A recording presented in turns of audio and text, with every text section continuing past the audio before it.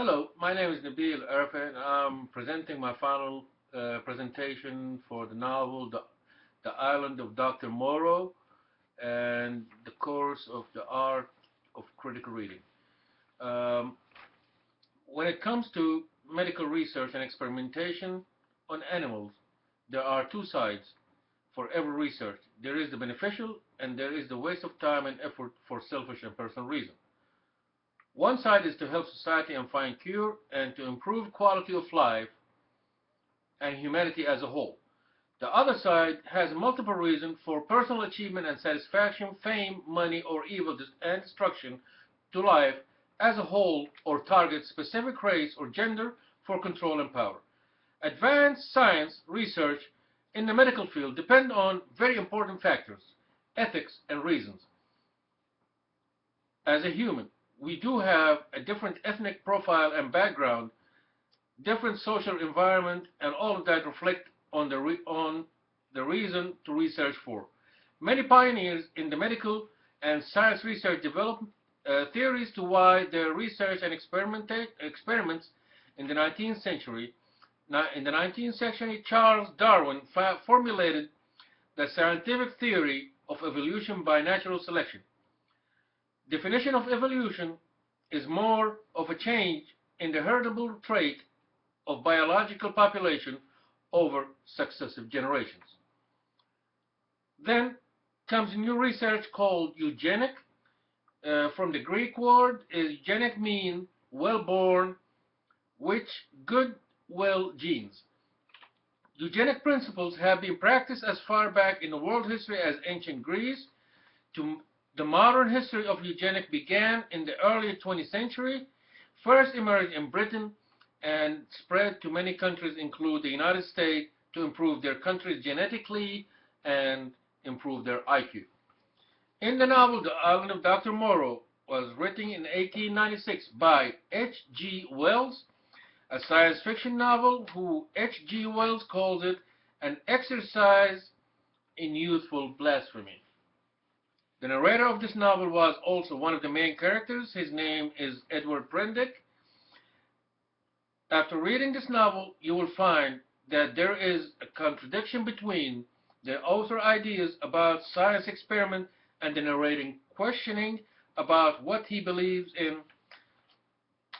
The author expresses his idea of eugenics through Dr. Moreau and his animals and uses Prendick to oppose it as an unethical use of life forms to fulfill his demented evil desires. To me, it was scarcely discernment of, after getting in the dingy of the novel and get to know what was going in the author's mind and what his objectives behind the novel were. H.G. Wells is best remembered with his science fiction.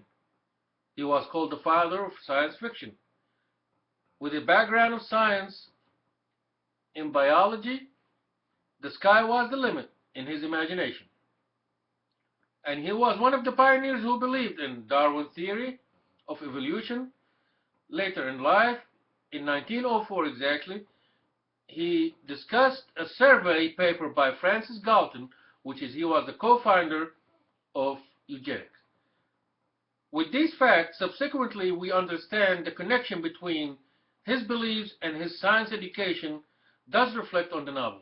Dr. Moreau was a scientist who occupied the uninhabited island with the help of Montgomery, who supplied him with the animals for his project.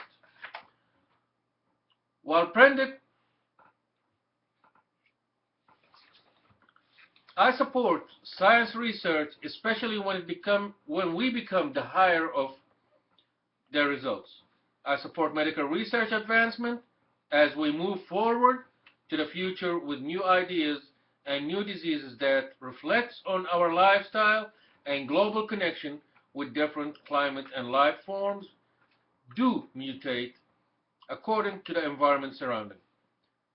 That's when the scientist's role comes into effect, to solve the mysteries of diseases to find cures. In the novel, the difference is Dr. Moore's experimentation was something that was normal creature and used his evil mind to create a new grotesque and queer-looking life form without putting any precaution, and wantonly moved ahead with his experiments. The narrating Edward Prendick described the uncanny island and what he saw after he was rescued from a shipwreck. The moment he can see land, that when his suspicions begun. He saw the countenance and deformed-looking beast, and how grotesque these creatures are. After spending the first night on the islet,